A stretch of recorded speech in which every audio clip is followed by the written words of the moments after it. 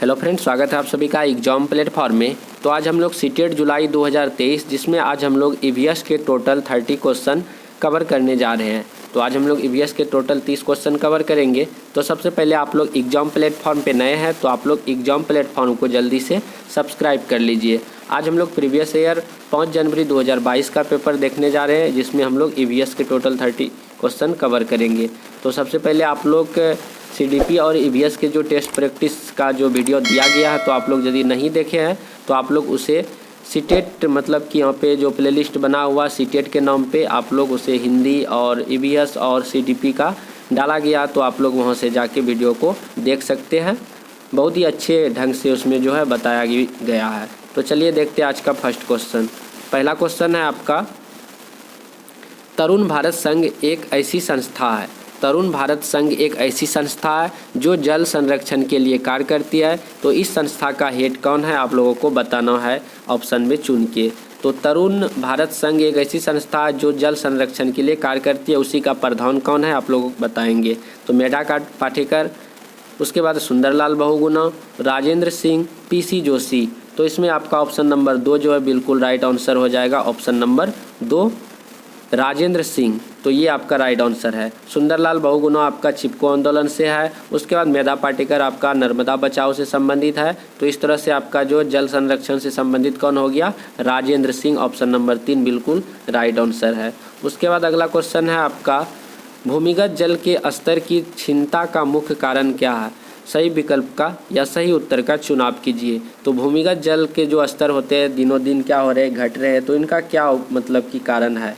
वर्षा का कम होना, वृक्ष का आवरण कम होना, सिंचाई हेतु ट्यूबवेल तथा हाथ के पंपों का उपयोग करना, उसके बाद नदियों का रुख बदल रहा है तथा बांध बनाए जा रहे हैं। तो इस तरह से ऑप्शन नंबर 3 जो है ये बिल्कुल राइट आंसर है। सिंचाई हेतु ट्यूबवेल तथा हाथ के पंपों का उपयोग करना, जिससे क्या होता है भूमि का जो जल स्तर है दिन ब दिन क्या हो रहा, घटते जा रहा, यानी कि क्षीणता हो रही है उसका। तो इस तरह से सिंचाई हेतु ट्यूबवेल तथा हाथ पंपों का उपयोग करना।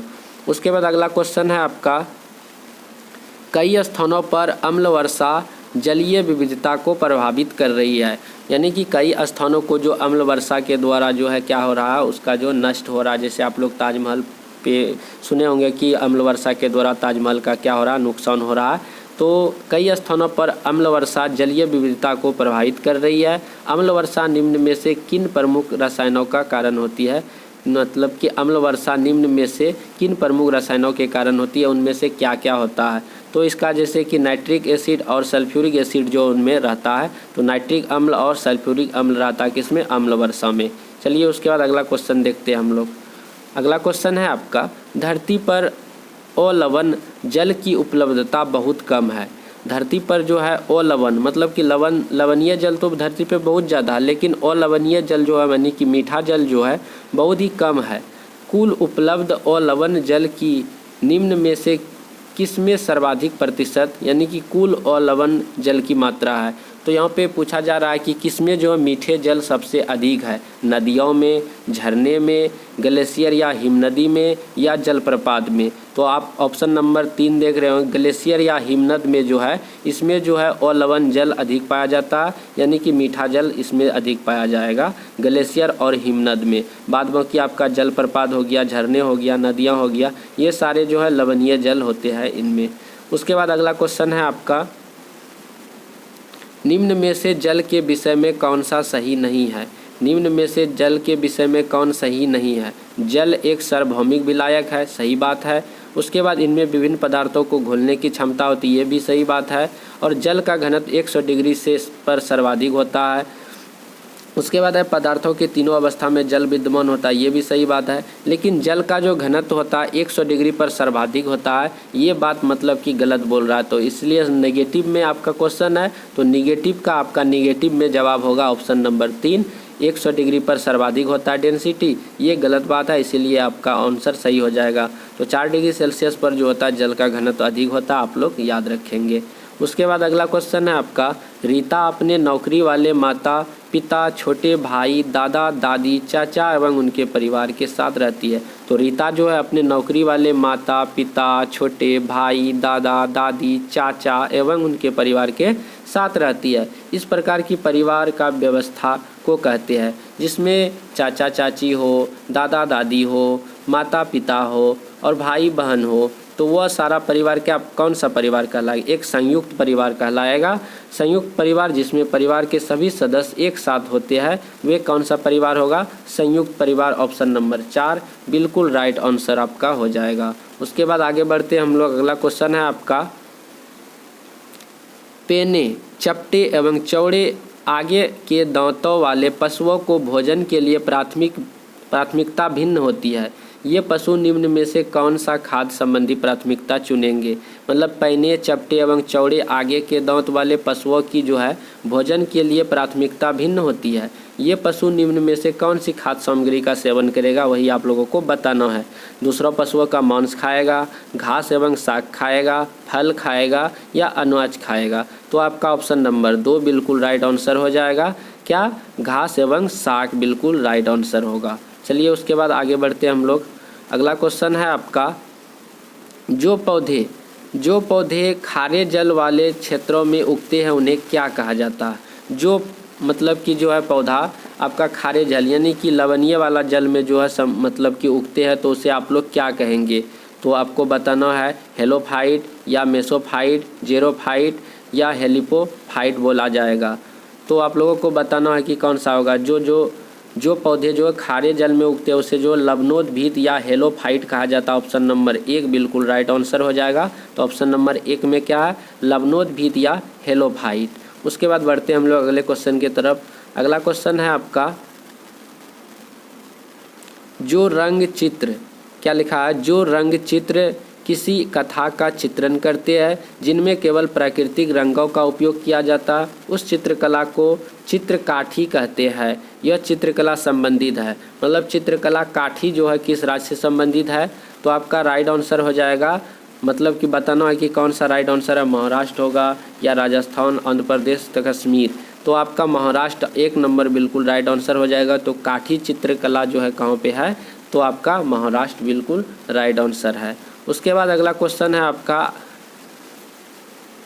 उन आदिवासी वर्गों की पहचान कीजिए। मतलब कि उन आदिवासी वर्गों की पहचान कीजिए जो हिमाचल प्रदेश भारत के मूल निवासी है। मतलब कि जो आदिवासी लोग जो है हिमाचल प्रदेश से संबंधित है, तो कौन सा आदिवासी है आप लोगों को बताना है। संथाली जनजाति, ये नहीं होगा, ये झारखंड वगैरह में ज़्यादा पाया जाता है। उसके बाद है गद्दी जनजाति, गौंड जनजाति, उसके बाद है आपका सहाविया जनजाति। तो गद्दी जनजाति आप लोग यहाँ पे देख रहे हैं, तो ये आपका हिमाचल प्रदेश यानी कि भारत का मूल निवासी है गद्दी जनजाति। ऑप्शन नंबर 2 बिल्कुल राइट आंसर है।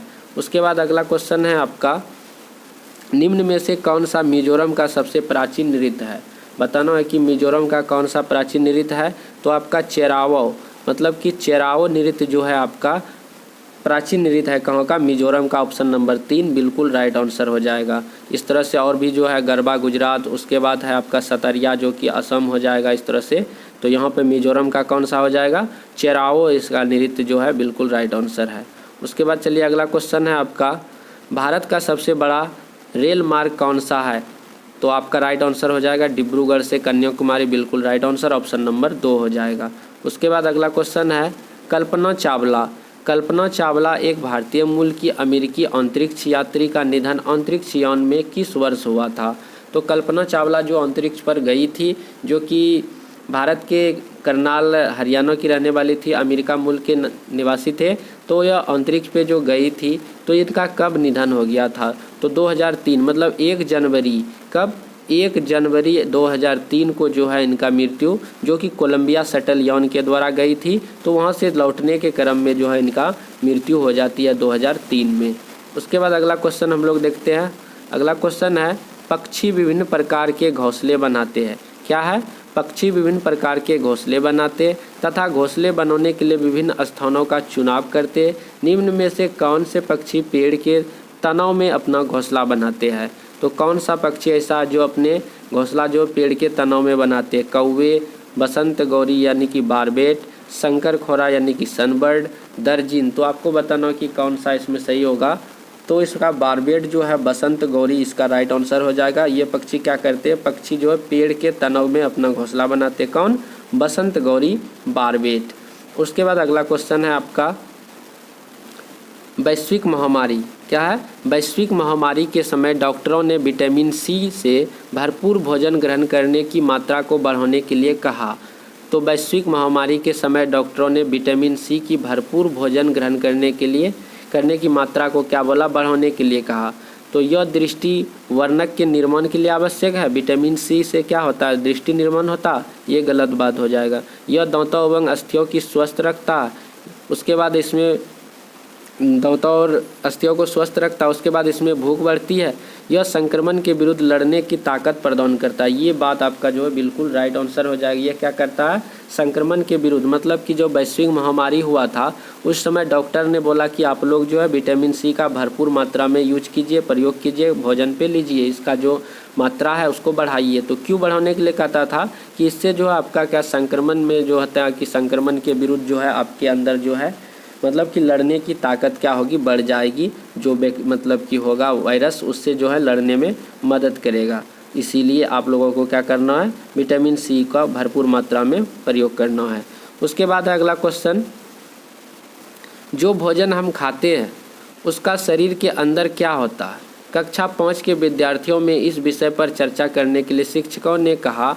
शिक्षक का उद्देश्य क्या है? मतलब कि जो भोजन हम खाते हैं उसकी शरीर के अंदर क्या होता है? कक्षा 5 के विद्यार्थियों से इस विषय पर चर्चा करने के लिए शिक्षक ने कहा। तो शिक्षक ऐसा क्यों कहा? बच्चों में किस चीज़ का मतलब कि भाव जागृत होगा, किस चीज़ के बारे में जानकारी इकट्ठा होगी, इसके लिए बच्चों को शिक्षक ने ऐसा कहा। पहला ऑप्शन है पाचन क्रिया, वैज्ञानिक प्रत्ययों के विषय में विद्यार्थियों की कल्पनाशीलता का विकास करना, प्रश्नों का सही उत्तर प्रतिपादित करने में विद्यार्थियों की मदद करना। उसके बाद अगला है विद्यार्थियों के अंतर्बोधीय विचारों का अन्वेषण करना। तो आपको बताना है कि कौन सा ऑप्शन जो है इसका राइट आंसर हो जाएगा। तो इसमें जो है विद्यार्थियों के अंतर्बोधी, तो विद्यार्थियों के अंतर्बोधीय विचारों का अन्वेषण करना, तो अन्वेषण, खोज, ये ज़्यादा पॉजिटिव होता है। तो विद्यार्थियों के अंतर्बोधीय विचारों का अन्वेषण करना, ये आपका बिल्कुल राइट आंसर हो जाएगा। उसके बाद अगला क्वेश्चन है आपका कक्षा 4 के अध्यापक। कक्षा 4 के अध्यापक आयन एक संग्रहालय की यात्रा आयोजन करते हैं। इस क्षेत्र भ्रमण से कौन से प्रतिक्रिया कौशलों का प्रोत्साहन मिलेगा? तो कक्षा 4 के अध्यापक आयन एक संग्रहालय की यात्रा का आयोजन करते हैं, मतलब कि आयोजन करते हैं। तो इस क्षेत्र भ्रमण से कौन सी प्रतिक्रिया कौशल का बढ़ावा मिलेगा, प्रोत्साहन मिलेगा? वर्गीकरण एवं प्रयोग करना, संप्रेषण एवं चरों का पहचानना, अवलोकन तथा मॉडल निर्माण करना। ये ऑप्शन आप लोग 3 वाला जो पढ़ रहे हैं, अवलोकन तथा मॉडल, मतलब कि अवलोकन किसी चीज़ का क्या करेगा? अवलोकन करेगा तथा मॉडल का निर्माण करेगा। ये पॉजिटिव ऑप्शन है आपका, 3 बिल्कुल राइट आंसर है। उसके बाद अगला है जल में वस्तुओं की घुलनशीलता। क्या है? जल में वस्तुओं की घुलनशीलता का अवलोकन करने के लिए क्रियाकलाप ईवीएस की अध्यापिका मीरा अपने छात्रों से चीनी, नमक, नींबू का रस, हल्दी, आटा आदि लाने के लिए कहती है। छात्रों से यह सब चीज़ों लेकर आने के लिए कहने का सर्वोत्तम कारण क्या है? मतलब कि जो शिक्षिका है ईवीएस की, तो अपने छात्रों से कहता है कि आप लोग चीनी, नमक, नींबू का रस, हल्दी, आटा आदि लाने के लिए कहती है। तो क्यों मतलब कि लाने के लिए कहती है, वही आप लोगों को क्या करना, बताना है। तो इसमें से ऑप्शन आप लोग सारे पढ़ेंगे, जैसे है कि प्राइमरी स्कूलों में कोई प्रयोगशाला अथवा सामान उपलब्ध नहीं है, ऐसा थोड़ी ना है, ये गलत हो जाएगा। छात्रों को सीखने के लिए क्रिया में परिवार को शामिल करने की आवश्यकता है। छात्रों को सीखने की क्रिया में परिवार को शामिल करने की आवश्यकता है। उसके बाद है छात्रों को सम्मिलित करना जिसमें उनका ज्ञान निर्माण आसानी से हो सके, ये सही बात है। छात्र अपने स्थानिक ज्ञान को स्कूल के ज्ञान से संबंधित करें, ये भी सही बात है। यानी कि सी और डी आपका बिल्कुल राइट आंसर हो जाएगा। तो यहाँ पे ऑप्शन नंबर 1 सी और डी बिल्कुल राइट आंसर है। उसके बाद चलिए बढ़ते हैं अगला क्वेश्चन की तरफ। अगला क्वेश्चन है आपका निम्न में से कौन सा प्राथमिक स्तर पर ईवीएस का एक थीम है?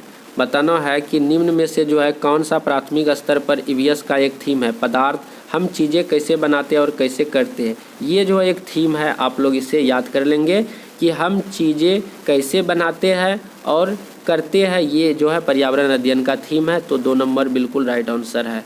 उसके बाद अगला क्वेश्चन है आपका, प्राथमिक स्तर के ईवीएस के पाठचर्या के अनुसार विद्यार्थियों को हमारे देश के कुछ सामाजिक मुद्दों के प्रति संवेदनशील बनाया जाता है।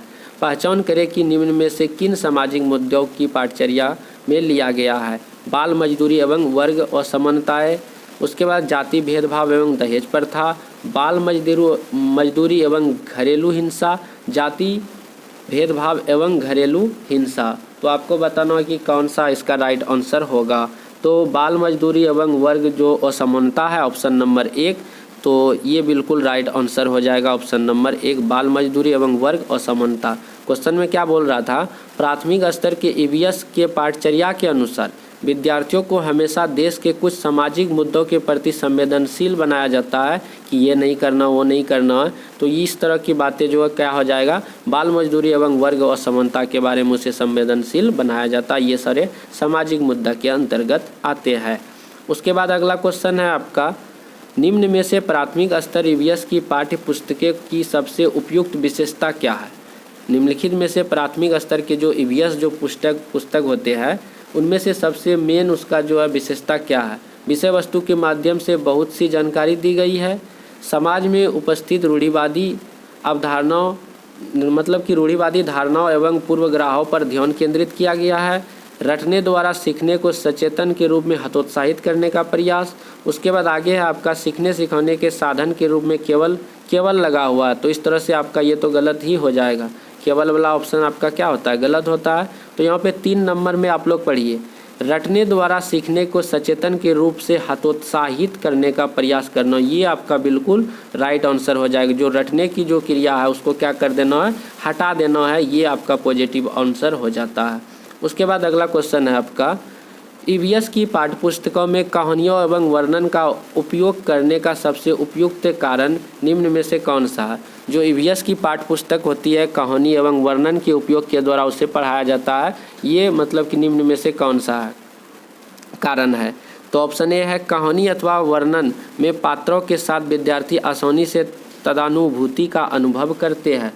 तो ऑप्शन ए में क्या है, विद्यार्थी जो है तदानुभूति का अनुभव करते हैं। उसके बाद अगला ऑप्शन है आपका, विद्यार्थियों को स्वयं कहानी एवं वर्णन को पढ़ने में आनंद आता है, ये उतना ज़्यादा सटीक नहीं है। कहानियों एवं वर्णनों के माध्यम से शिक्षकों को पाठ संपादित करना आसान लगता है, ये भी उतना सही नहीं लग रहा। शिक्षक विषय वस्तु को आसानी से नाटक या भूमिका में रूपांतरित कर सकते हैं। आसानी से कोई भी शिक्षक जो है नाटक एवं भूमिका को रूपांतरित नहीं कर सकता, उसे जो पहले से योजना बनानी पड़ती है। उसके बाद ऑप्शन 1 में आप लोग जब पढ़िएगा, ऑप्शन ए को पढ़िए आप लोग, तो इसमें है कहानी अथवा वर्णन में पात्रों के साथ विद्यार्थी आसानी से तदानुभूति का अनुभव करते हैं। जब किसी भी कहानी का वर्णन जो है उसके जो है मतलब कि पात्रों के द्वारा किया जाता है, तब बच्चे क्या करते हैं, आसानी से उस तदानुभूति का अनुभव करते हैं। ऐसे ऐसे हुआ, ऐसे हो रहा है, ऐसे होगा, तो ये सारे बात को बच्चे आसानी से समझ लेते हैं। उसके बाद अगला क्वेश्चन है आपका, निम्न में से किस आवृत्ति का मूल्यांकन ईवीएस के सीखने सिखाने के लिए उपयुक्त है। कौन सा मूल्यांकन जो आवृत्ति है बच्चे के सीखने सिखाने के लिए उपयुक्त है। तो इसमें जो है प्रतिदिन, प्रति माह, 6 महीने में, वर्ष के अंत में।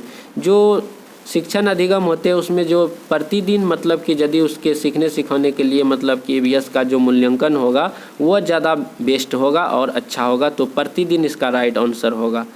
उसके बाद अगला क्वेश्चन है आपका, ईवीएस की अध्यापिका मीरा को शांत कक्षा पसंद है। ईवीएस की जो अध्यापिका है मीरा, उसे शांत कक्षा पसंद है तथा वो अपने विद्यार्थियों को कहती है कि बैठकर अपना कार्य करे। उसके विद्यार्थी निम्न में से किस से वंचित रहेंगे। तो ईवीएस की एक अध्यापिका है मीरा, उसको जो शांत कक्षा ज़्यादा पसंद है और वो अपने विद्यार्थियों को क्या बोलती है कि बैठकर अपना कार्य करो। तो इसके लिए जो है किस बात को संकेत कर रहा है, बच्चे किस चीज़ से वंचित रह जाएंगे।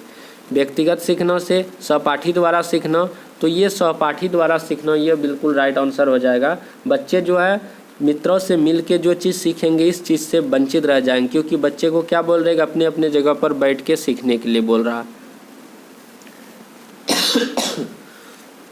उसके बाद अगला क्वेश्चन है आपका, शिक्षक द्वारा पूछे गए प्रश्नों के उत्तर के लिए शिक्षक द्वारा पूछे गए प्रश्न के उत्तर के लिए निम्न में से कौन सी युक्ति या युक्तियाँ विद्यार्थियों के आकलन के लिए सही है। उत्तरों का मूल्यांकन सही या गलत के रूप में तथा उनके अंक संख्यात्मक हो। मतलब कि उत्तर का मूल्यांकन सही या गलत रूपों में तथा उनके अंक क्या हो, संख्यात्मक हो। ये बात मतलब कैसी होनी चाहिए, क्या ये नहीं होना चाहिए।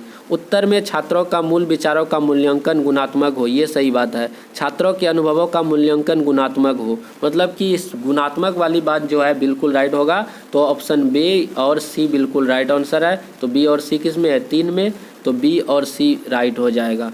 उसके बाद अगला क्वेश्चन है आपका, भोजन विषय पढ़ाते हुए सुनीता, क्या है, भोजन विषय पढ़ाते हुए सुनीता एक पर्यावरण अध्यापिका की निम्नलिखित में से कौन सी युक्तियाँ छात्रों में अन्वेषण प्रवृत्ति को बढ़ावा देगी।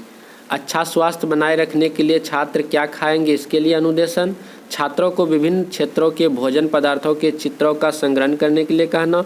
भोजन के विभिन्न स्रोतों के चित्र दिखाना।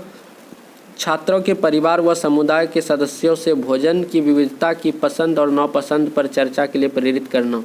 ये सही बात है, ये ऑप्शन बिल्कुल सटीक है। यानी कि क्या कहा जा रहा है इसमें कि छात्रों के परिवार व समुदाय के सदस्यों से भोजन की विविधता की पसंद और नापसंद, मतलब बच्चे को बोला जाना चाहिए कि आपका अपना परिवार और समुदाय के आदमियों से जानिए कि किसको क्या पसंद है, किसको नहीं पसंद है, किसको कौन सा चीज़ पसंद है। तो इन सारे बातों को जब बच्चे मतलब कि समझेंगे, जानेंगे, तब उसको जो पढ़ने में कुछ ज़्यादा ही मतलब कि मज़ा आने वाला है। उसके बाद अगला क्वेश्चन है आपका, रोनाल्ड रॉस की कहानी। क्वेश्चन है आपका, रोनाल्ड रॉस की कहानी को पर्यावरण अध्ययन की पाठ्यपुस्तकों में स्थान दिया गया है। इस स्थान देने का उद्देश्य क्या है, इसे स्थान देने का उद्देश्य क्या है। जो रोनाल्ड रॉस है आपके जो साइंटिस्ट है, उसका जो है अध्याय को जो पर्यावरण अध्ययन में रखा गया है। तो क्यों रखा गया है। ऑप्शन ए है विद्यार्थियों को खोज करने के लिए प्रेरित करना, विद्यार्थियों को मलेरिया और मच्छर से संबंध जोड़ने में सहायता करना, वैज्ञानिक कैसे कार्य करते हैं इस दृष्टिकोण को करने के लिए। तो आपको बताना है कि कौन सा ऑप्शन सही होगा। तो इसमें से ए, बी और सी, यानी कि विद्यार्थियों को खोज करने के लिए भी मौका मिलेगा, उससे प्रेरित होगा, और विद्यार्थी को मलेरिया और मच्छर के संबंध में जोड़ने में सहायता हो, क्योंकि रोनाल्ड रॉस ने जो है मलेरिया मच्छर के बारे में भी बताए हैं। तो वैज्ञानिक कैसे कार्य करते हैं इस दृष्टिकोण का भी समझ बच्चों में बढ़ेगा। तो तीनों ऑप्शन आपका ए, बी, सी यानी कि चौथा वाला सही हो जाएगा। उसके बाद अगला क्वेश्चन है आपका, निम्नलिखित वाक्यों में से इकाई योजना बनाने के लिए सबसे उचित विशेषता को पहचानिए। यह पाठ के 10 से अधिक पाठ योजनाओं का संकलन है। प्रत्येक पाठ के लिए सीखने सिखाने की क्रियाकलापों का ब्यौरा है। यह विषय वस्तु के बड़े भाग की गहन योजना है। आदर्श रूप में यह 10 से अधिक पाठ योजनाओं का संकलन है। तो आपको बताना है कि कौन सा ऑप्शन इसका सही होगा। तो यह विषय वस्तु ऑप्शन नंबर जो आप लोग जाएंगे, यह विषय वस्तु के बड़े भाग का गहन क्या है, योजना है। तो यह जो है बिल्कुल राइट आंसर हो जाएगा ऑप्शन नंबर 3। यह विषय वस्तु के बड़े भाग की क्या है, गहन योजना है। इसे आप लोग राइट आंसर टिक करेंगे। उसके बाद अगला ऑप्शन है आपका, निम्नलिखित में से कौन सी युक्ति भाषा सीखने में कठिनाई वाले विद्यार्थियों को पर्यावरण अध्ययन सीखने के लिए सबसे उचित है। उन्हें स्पर्शी स्वरूप में बड़े बड़े अक्षर में अंकित शिक्षण सामग्री दी गई जाए। अवधारणाओं की व्याख्या बड़े बड़े चित्रों, ठोस वस्तुओं एवं क्रियाकलापों के साथ किया जाए। श्रवण सामग्री के रूप में पाठ्य जो है विषय वस्तु देना। विद्यार्थियों को कक्षा में प्रथम पंक्ति में बैठने का प्रबंध किया जाना। तो यहाँ पे आपको बताना कि कौन सा ऑप्शन सही होगा। तो अवधारणाओं की व्याख्या बड़े बड़े चित्रों, ठोस वस्तुओं और क्रियाकलापों के साथ किया जाए, ये ज़्यादा इम्पोर्टेंट है। तो क्वेश्चन बोल रहा था कि निम्नलिखित में से कौन सी युक्ति भाषा सीखने में कठिनाइयों वाले विद्यार्थियों को पर्यावरण अध्ययन सीखने की सबसे उचित है। तो इसका राइट आंसर हो जाएगा ऑप्शन नंबर 2, यानी कि अवधारणाओं की व्याख्या बड़े बड़े चित्रों, ठोस वस्तुओं और क्रियाकलापों के साथ किया जाए। उसके बाद चलिए बढ़ते हैं हम लोग अगला क्वेश्चन। तो अगला क्वेश्चन है आपका, थीम यात्रा में बछेंद्री पाल पर्वतारोहण के अनुभवों के वर्णन को सम्मिलित किया गया है। इसमें सम्मिलित करने का क्या कारण है। जो थीम अध्याय में जो है थीम है यात्रा में बछेंद्री पाल का जो पर्वत पर जो चढ़ी थी एवरेस्ट की चोटी पर, इसको रखा गया। तो क्यों रखा गया है। तो इसमें ऑप्शन ए में है, यह अध्याय लिंग रूढ़िवादिता के प्रति चुनौती है। यह अध्याय पर्वतों की ऊंची चोटियों को मापने पहुंचने की आयु चुनौतियों का वर्णन करता है। उसके बाद है, यह अध्याय सामूहिक कार्य को महत्व की व्याख्या करता है। यह अध्याय एक अनुकरणीय आदर्श को प्रस्तुत करता है। तो इस तरह से आपका ऑप्शन जो है ए, बी, सी और डी, यानी कि चारों आपका बिल्कुल सही हो जाएगा। तो ऑप्शन नंबर 1 इसका बिल्कुल राइट आंसर है, ए, बी, सी, डी। तो यानी कि ऑप्शन 1, ऑप्शन 2, ऑप्शन 3, ऑप्शन 4 यानी कि सारा सही है। तो इस तरह से आप लोग इसे टिक कर सकते हैं। तो ये था कुछ आज का जो है ईवीएस के 30 क्वेश्चन। तो आप लोगों को वीडियो पसंद आया होगा तो वीडियो को एक बार लाइक कर दें और अपने फ्रेंडों को ज़रूर शेयर करें। तो चलिए मिलते हैं हम लोग अगले वीडियो पे। जय हिंद, जय भारत।